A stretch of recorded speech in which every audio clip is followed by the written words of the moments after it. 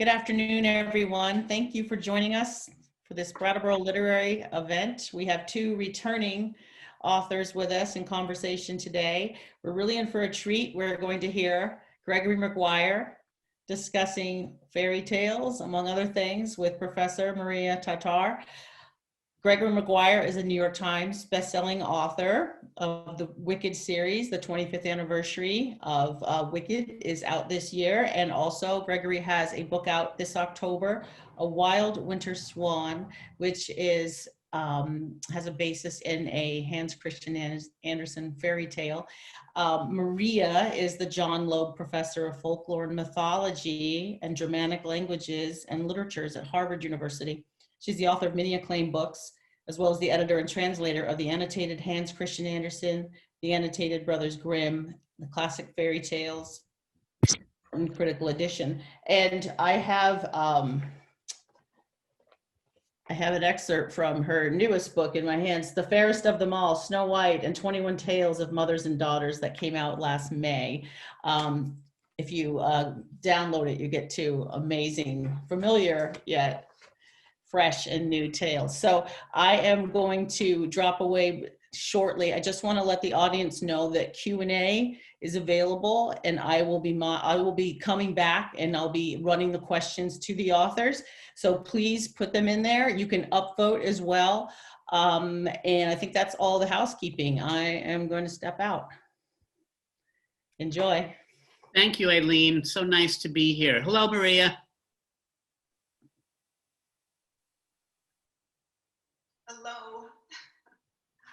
I want to start by thanking you, Gregory, for this wonderful opportunity in a rather bleak landscape that we're living in now. And this is a book that just resonated with me days after I read it. It became richer as I thought about it.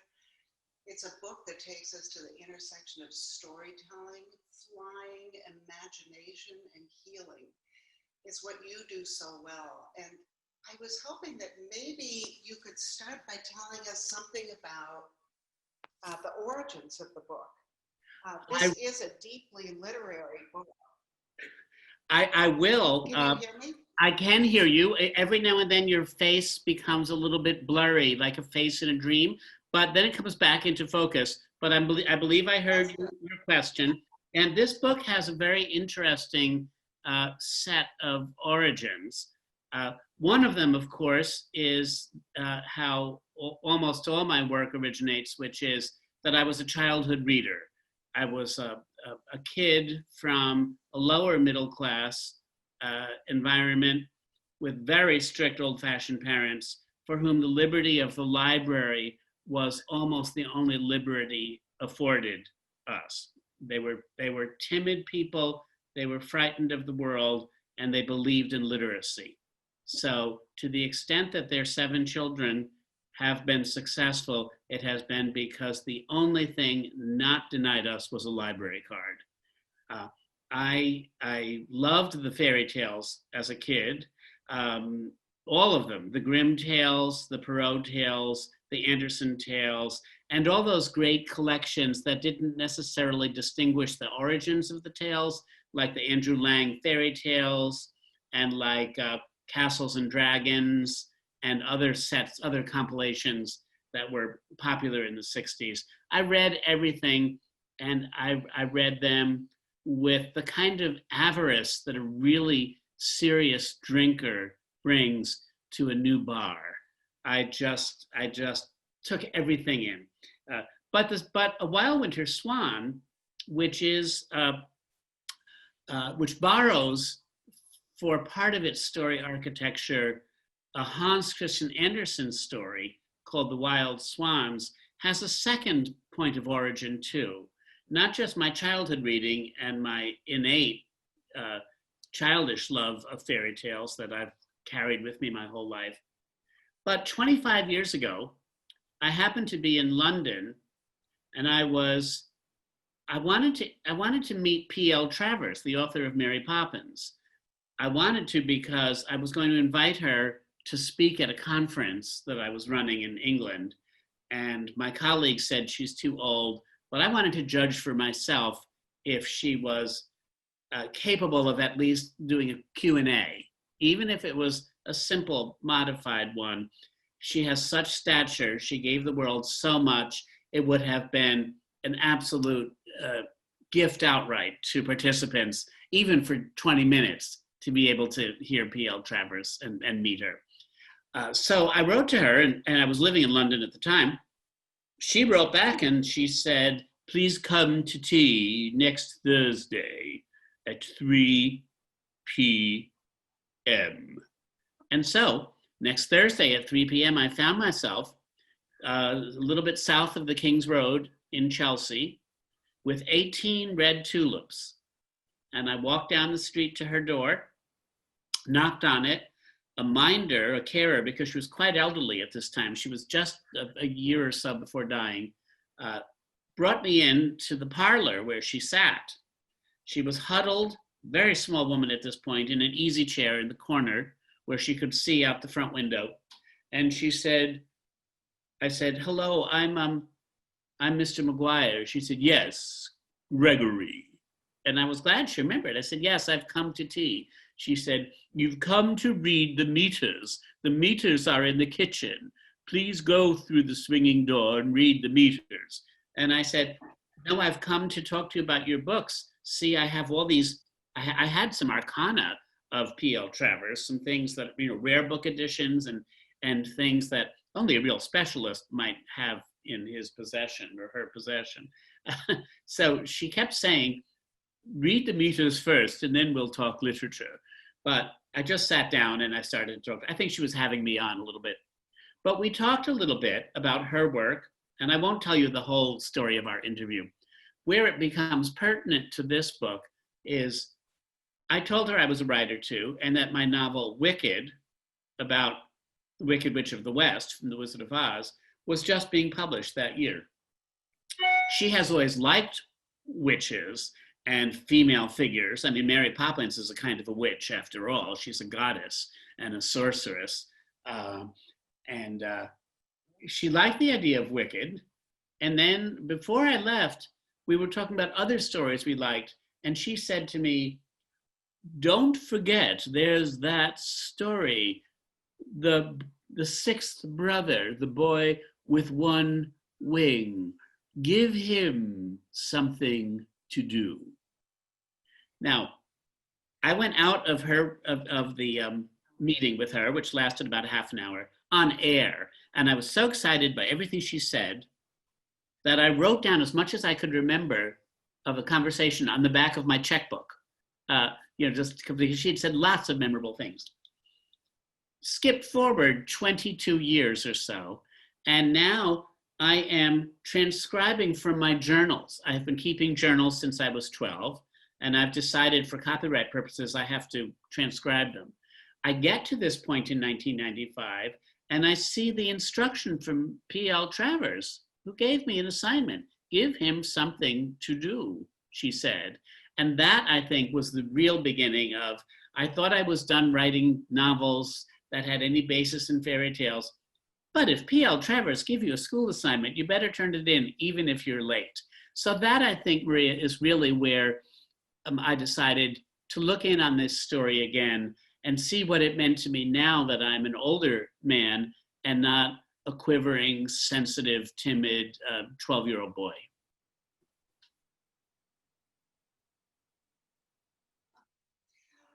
Well, yes, you gave the swan something to do, the boy something to do, but you also gave Laura a lot to do. And Laura is a kind of an orphan, and she, her mother's still alive, but barely. She's a misfit, she's a weirdo, she's a freak, she's an outsider. She's what some people today call a loser. And you have created a story for her, a wonderful story. Tell us more about Laura. Yes, and for the purposes of people who may be listening. Can you hear me all right? Yes, yes, I can. Thank you. It came over well. For the purpose of people listening, I'm just going to say the story takes place in 1962. the last week before Christmas, 1962, Laura is a 15-year-old girl who's just been, it's not excommunicated, expelled from her private school for behavior unbefitting of a young woman.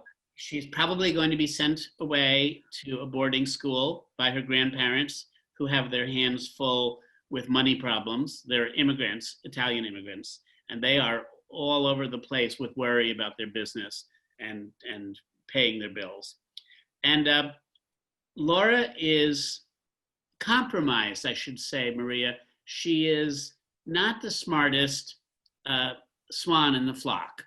She knows that. She can't write very well. She can't understand some of what her peers mean. I don't know, Maria, I suspect you were a really smart kid in school, but maybe you remember what it's like when everybody else seems to understand I was a bookworm. What were you in school? Sure. I was a bookworm. You were a I bookworm. was definitely a bookworm. Yes, yeah. That gave you a leg up, I'm so sure. I was a very obedient. Where did you grow up? I forget, you've probably told me. Where did you grow up? I grew up in a suburb of Chicago, Ah. but I came to the United States as an immigrant. So when I went to kindergarten, I spent most of the first few days of kindergarten desperately crying for my mother. So I could really connect with this book in many, many ways. You know, the sense of being abandoned and lost and dealing with the pain of resettlement and relocation. Yes. Well, But tell us more about Laura. Well, I didn't know when I began this book 2.5 years ago that we would be in a pandemic this year. Of course, nobody did.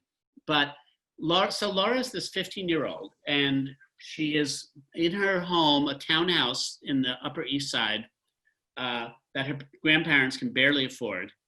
And into this house comes a series of sort of mysteries.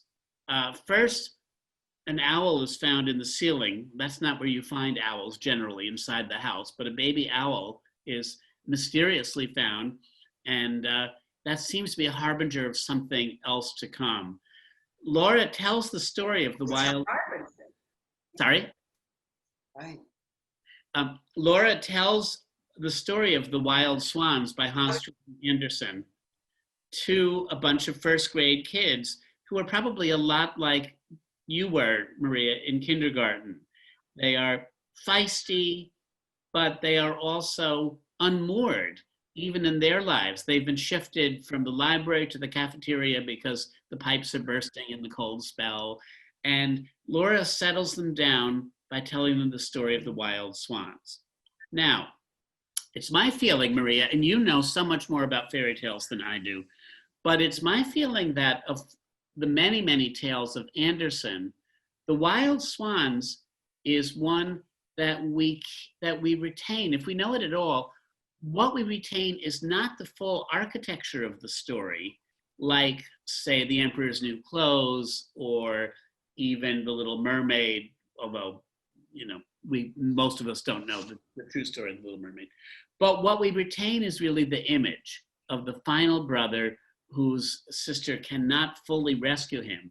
His sister in the story has to weave magic shirts, and she rescues the other brothers who've been turned into swans. But for her favorite brother, the youngest brother, she hasn't finished the last sleeve, which is why when the spell is lifted, he is left with one swan wing. Now, Maria, this child, this one swan brother, as I call him, comes into Laura's life in 1962. Partly, I think, because she is more innocent than a 15-year-old in 2020. She's innocent because the times are innocent, and she's innocent because she herself is kind of frozen as a child in trauma. And also, her capacity isn't as great as maybe her peers. So she's a believer in a way that children are believers, in a way that teenagers very often aren't, but she is. She believes in him, and in a midnight storm, he is blown onto the roof outside her window, and she opens the window sash and brings him into her Italian-American grandparents' home, and then has to hide him lest they all have heart attacks and die.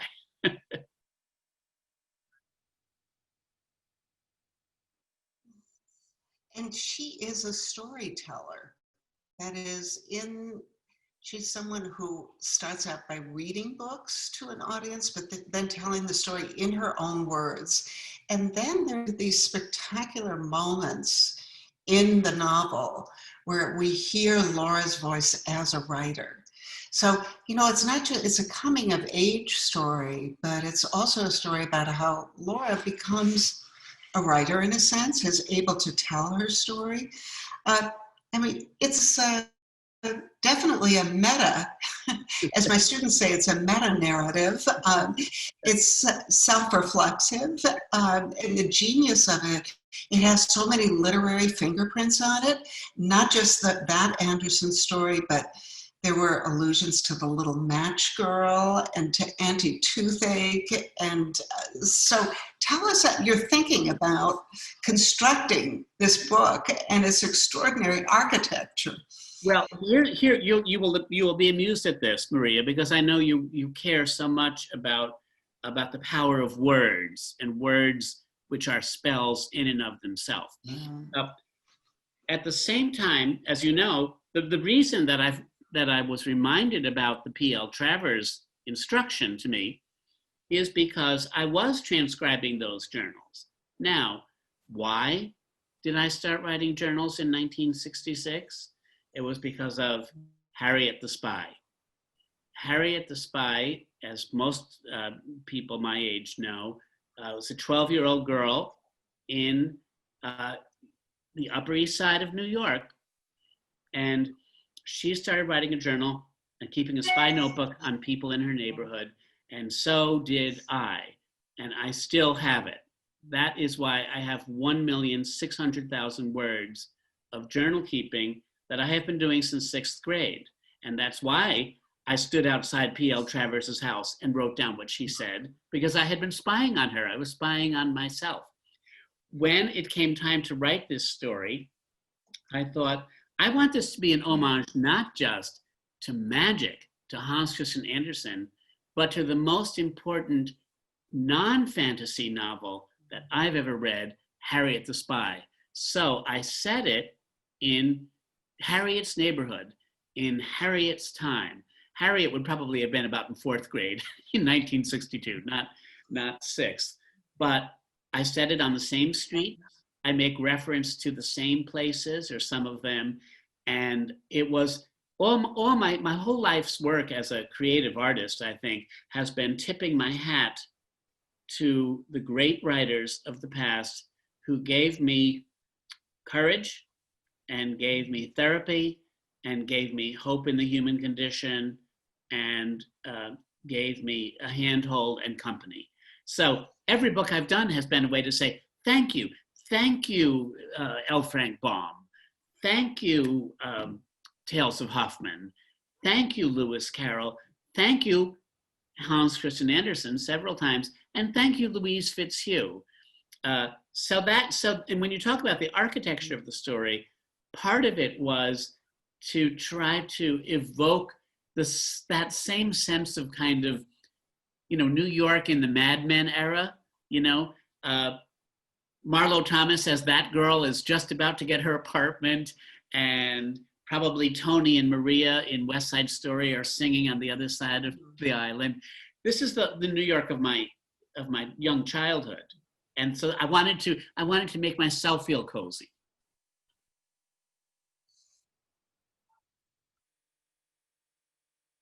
And there's so many wonderful moments. Like, you even got the name of the hairspray that women used in that era correct. But tell me more about Harriet the Spy, because my recollection is Harriet really learns about, she transforms herself from a mean girl who has all kinds of nasty things to say about her classmates into somebody who can actually walk in the shoes of her friends. Yes. So tell us about the importance of friendship in your book, Well, and how the value of friendship for Laura. that's a great line of inquiry, I think, and I appreciate it because one of the things that makes Laura inept is that she is socially inept and she's lonely. She's lonely for her dead brother. She's lonely for her missing parents, and she doesn't have the skill of learning how to make friends. Her best friend is the cook, who's kind of a curmudgeon. Harriet had similar problems.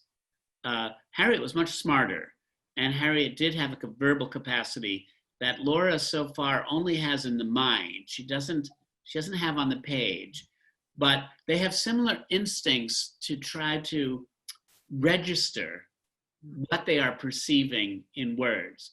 Laura does it by thinking herself into a story. Now, I don't know about you, Maria, but I've done this I don't do it anymore, but for much of my life, when I was a younger person, I used to narrate the movie of my life.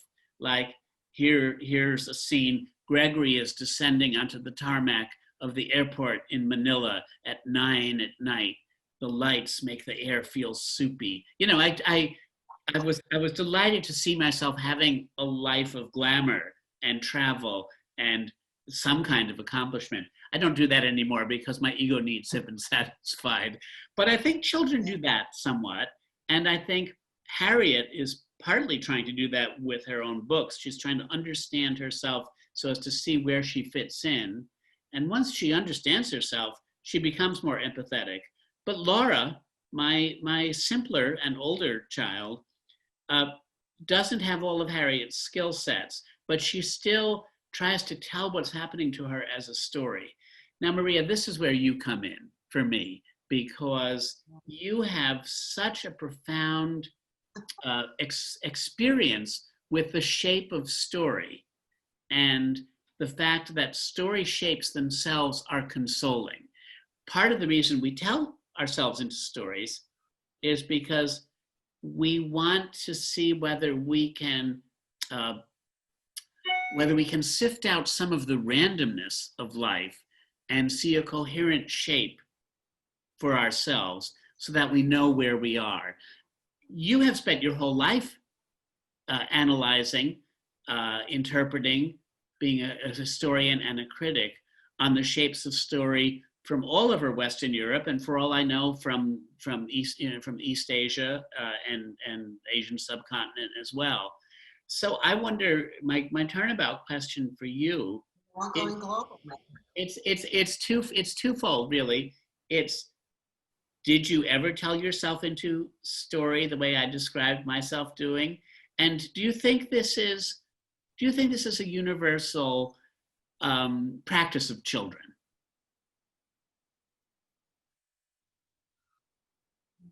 Yeah, that's fascinating. The storytelling instinct. So I have a confession to make. I am not a great storyteller. And I have tried many times. I try with my children and my grandchildren, but somehow I love to read and I love to reflect on stories. I process them. I think about, I live in fiction in a way. I live in the worlds that you and other authors create. So I don't know whether, can you hear me all right? Yeah. So I live in those worlds. But, you are the genius who is able to create these word pictures, these worlds. And they're worlds that we can walk right into and feel right at home in and make friends with the characters that you've created. I have a confession to make. About 3 years ago, I was having a drink in New York City with my friend Brian Selznick. You know Brian, the invention of Hugo Cabaret, and Sure. wonderful artist, wonderful writer, and a brilliant book, yes. Brilliant book, a dear friend. And we got talking about fairy tales. And we realized that we both had a kind of pre-erotic crush on the boy with the one swan wing. before Brian realized he was going to be a gay man, before I realized I was going to be a gay man, the way the crush represented itself to me was, I just thought, oh, this poor soul, if he came into my life, I'm sure we would be best friends. There's something in the beauty and the brokenness of the boy with one wing that is tremendously sexy. Now I can say that word. It was sexy to me as a kid before I knew what sexy meant, but it's sexy to Laura too, because she is both beautiful and broken. She has capacity and she is inert, just like him. So what do they have? Do they have a romance? Does she have her first friend? I'm not sure I want to go on the record as saying, but I do say it's a good book to read to find out, to see what you think.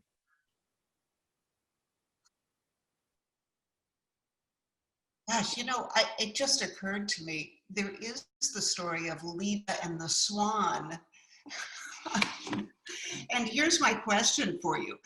What about does your book explore the relationship between humans and animals and the way that animals cannot feel empathy and will always be ferocious? They cannot be tamed.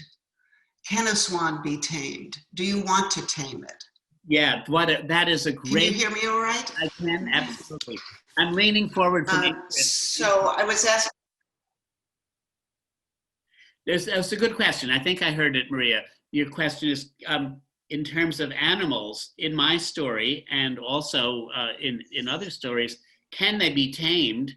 And is actually a relationship with the wild animal even really possible? We all know the stories about, lion tamers who are best friends with their lions until the day the lion eats their head off. And, you have to be careful with the truly wild. And so Hans, the swan boy, is, he's definitely a dangerous presence. He is volatile, and Laura is not old enough, and maybe nobody is old enough to tame a wild swan. So that being the case, that gave me an indication of where the story should go. I didn't really know starting out how it was going to end, but Laura and Hans do form a kind of a bond. Now, I always, because again, Maria, I know I've heard you speak and lecture on this, on the value of words, the importance of individual words as spells, as magic kind of contracts with the reader. Laura, the word Laura can mean several things, but one of the things it can mean is air, the air, Laura, the air. And the word Hans, I chose, the swan boy had to have a name. So I thought, well, this story is by Hans Christian Andersen. I suppose Hans, why not Hans? That will be his name. It's one of the simplest Northern European names. Not make that connection. And one of the oldest. But you know what, Maria? I looked up the etymology of the name Hans, and it has all kind of cognitive relationships with other names that we know. But way back, I think in Sanskrit, there is in the OED a reference to the fact that one of the meanings of a word that eventually became Hans was swan. So Hans is the name that says who he is. And when you think about Hans Christian Andersen with the ugly duckling and the beautiful swan and the swan brother and him being a swan too, and also not gifted with physical beauty, we're told, but deeply in need of connection. To me, it all sort of comes together in a big fizz, like when you put ice cream in Coca-Cola and it goes, psh. No, it's a volcano. Really, I hadn't even thought about that, the way that Andersen felt himself to be an outcast all the time and was seeking connection, friendships, and he was also pretty much an orphan, leaving home at the age of, what was it, 12, to make his name in the theater. And what happens? His voice changes, and they no longer want himself, all by himself, really. Yeah, it's So sad. well, I'm telling you, this book is like firecrackers going off. I'm trying to think of the right metaphor, but you know, there's a sense of wonder as you're reading it, a sense of wonder as you're reading it, and then it resonates with you.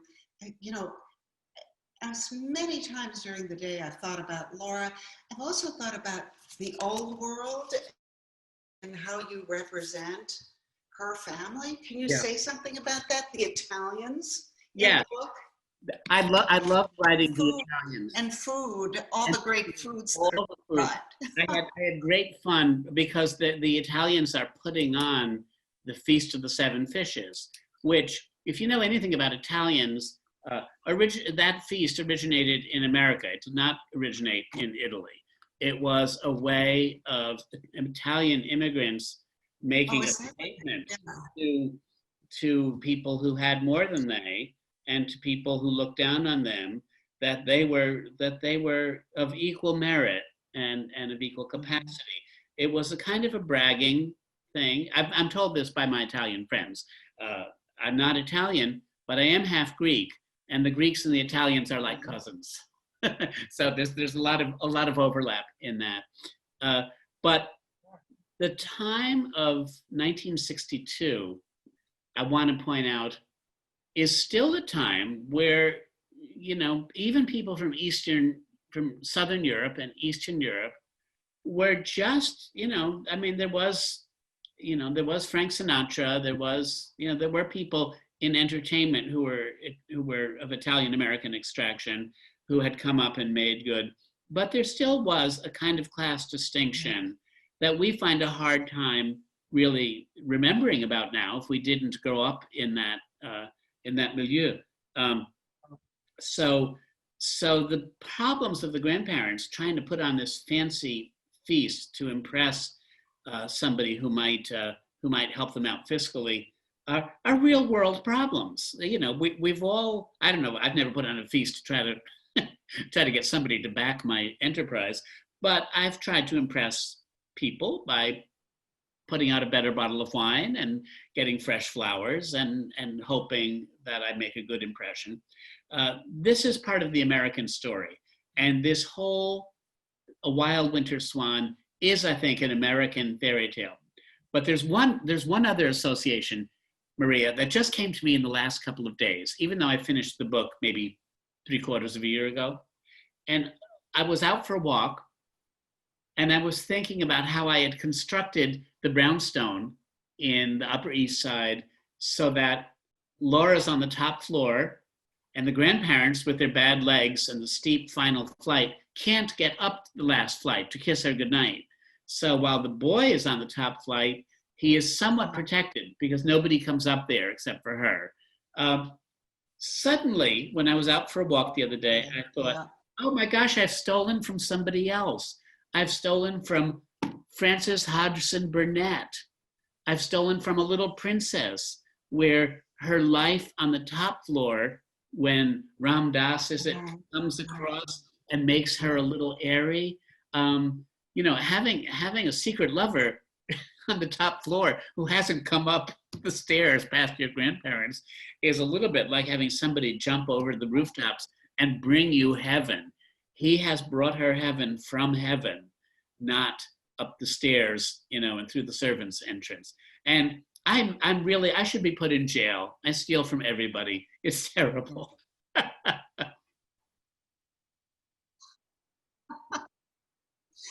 love it. He's brought her heaven, but he's also brought her hell in a way. And gosh, I'd love to talk more about the way in which maybe she just imagined this creature. I mean, is this, I'm thinking of Harry Potter And that moment when Dumbledore says to Harry, why on earth should it not be real? If it's happening in your head, why on earth should it not be real? Right. I'm sort of garbling that quote, Right. but you know, the things that are going on in Laura's head, are they just in Laura's head or are they actually happening? That's very good. There are only two people in the household who have a kind of distinct sense that something weird is going on. The grandparents are too self-obsessed with their own campaign, but the cook, who is Irish Catholic and somewhat superstitious, smells a rat. Right. And she doesn't know what it is, but Yeah. at one point, and this is very significant to me, she opens up a bottle of holy water and she dashes it up the staircase as if in any way she can, she's blessing the poor creature that she can't really name is up there, but that she is kind of in a sixth sense sort of way aware of. And the other person, the other character in the house who's aware is the wild character, the cat. Garibaldi is frightened of the Swan boy on the top floor. And so if it weren't for Garibaldi. And Garibaldi is blamed for everything. Garibaldi is what? Sorry, I missed that bit. Oh, Garibaldi is blamed for everything. Yes. Well, He's blamed for everything. If it weren't for Garibaldi's reaction, we might really think Laura was having a psychotic breakdown. If, Garibaldi the cat is the only other one who really sees this creature. And nobody else, not Laura's grandparents or the visitors to the house or the workmen or the cook or her friend who finally she does make toward the end of the book, nobody even hears about this character or sees it, but the cat does. And so that's back to your notion of wildness in a way. And perhaps it's the only proof in the book that this is not a psychotic invention of Laura's, that it's actually happening. I like to think that it's actually happening. Who doesn't like to think they might have a secret lover who might come in, in the attic windows and cherish you? I mean, I'm not too old. I still like that idea. Sounding like Peter Pan. Well, yes, yeah. There's a little bit of Peter Pan in there. You're absolutely right. After all, he can fly too, like Peter Pan. I will say one thing. I see our time is almost coming up for questions, but Exactly. the one thing that I do want to say is that I didn't write this book for a pandemic, but to me, I think it's a perfect pandemic read because it observes for Laura the same thing that we are going through. We are locked pretty much in our homes, and we are a little desperate, both to keep things running, like the grandparents are, and for the stimulation of otherness, like opening our attic windows and letting something new comes in. This is what literature does for us. Every time we read a book, it opens up a window for us and lets something new come in. But this book is actually about that process. So I like to think it's comfort food. It's like mashed potatoes between hardboard book covers. It's it's nougat. It's lasagna. It's moussaka. It's whatever you turn to for your own comfort food. And I hope it's consoling. And it seems to me it's the right book for the right time. And I don't mean that as a person who's trying to move product or count units. I just mean, I'm so happy. It's like a gift to people who like to read my books to say, we're all in this together. We're all locked in our house and looking out of our upstairs windows and hoping to help. No, I certainly agree. We have a question. You give us nutrition. Yeah. Thank you. For both of you, what fairy tale retellers do you appreciate and like as well? Like I have been reading to my third graders an Emily Jenkins book called Brave Red Smart Frog, where it's just got this they're all very familiar, but there's this little twist to all of them, and they all kind of connect. Are there any authors or collections for either of you that you're appreciating right now? Wow, that's a really good question. Maria, do you have a sense? I mean, Eileen, you were talking earlier about how much you enjoyed the Philip Pullman. Yeah, Philip Pullman's collection. I found out, I can't remember how some of those great things, I just stumbled into it.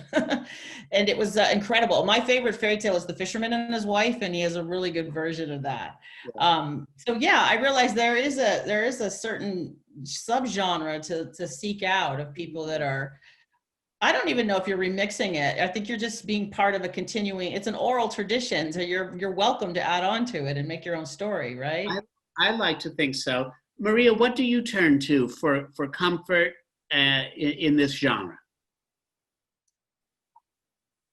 Well, I would say maybe not in the area of comfort, but there's Angela Carter, Margaret Atwood, Toni Morrison, all of these authors who take fairy tales, so the ones that we don't read to children, stories like Bluebeard or The Robber Bridegroom or The Girl Without Hands, and they reinvent those stories, they make them new. And again, coming back to this notion of healing, the fairy tale as not therapy in the pop psychology sense of the term, but as a way to help you process your feelings, the feelings that lead you to think of yourself as a misfit or an outsider or a freak. Right. I think don't know. we heard all that. Yes, that was great.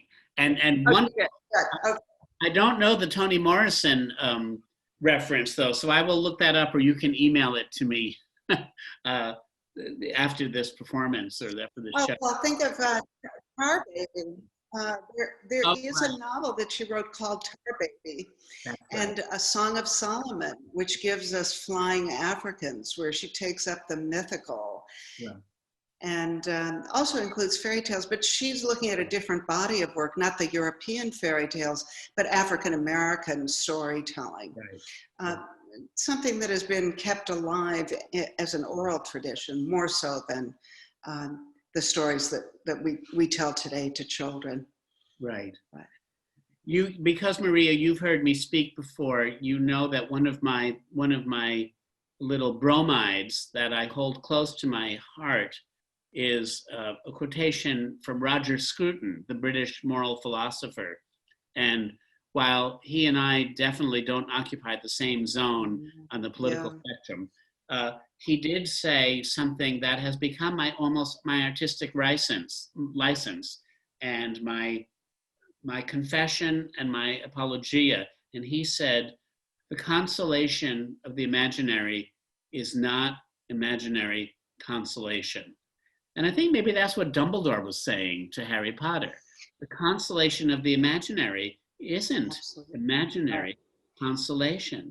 We need these stories, not because they're false, but because they're consolation, and they're real consolation. Perhaps because they couldn't happen. Right. I don't know. And they are comfort food in a way, but I think that more than that, they give us something to talk about. When you say, Sleeping Beauty, Beauty and the Beast, Little Red Riding Hood, we all are on the same page. And then, the fact that we understand, we have to retell these stories. It's not the same old story. If it were, it would be pretty boring. So you created something new from all of these different traditions. Well, it's been, it's like playing in the same sandbox with people I admire. And what a nice way to have chosen to live. Again, because stories gave me, from Harriet the Spy to the fairy tales to the early fantasies I read so long ago that I didn't even know about the technical term fantasy. I called them magic books. I found the Narnia Chronicles when I was in 4th grade. And I said, oh, to my friends, I found a whole series of magic books, and they all knew what I meant. They were not school stories or horse stories or colonial Williamsburg stories. They were about magic, the thing that really mattered. Well, that's a great note to leave it on. Magic is the thing that really matters. I like to quote Roald Dahl, those who don't believe in magic will never find it. So from the Min Pins. So Yeah. thank you both so much. It was extraordinary to hear you both talk. And I know all of our viewers enjoyed it in the Lit Fest. Thank you both so much. The books are available at Bookshop, and we'll have a link in the chat for you. So enjoy shopping at Bookshop. I'm so glad Bookshop came along. I really enjoy going there. I don't know if either of you have, but it's a nice book buying experience for online. So Yes, yes. everybody enjoys that. And thank you both so much for this wonderful afternoon of fairy tales. Thank you. Bye, Maria. Take care of yourself. Bye, Eileen. Bye, everybody. Take care.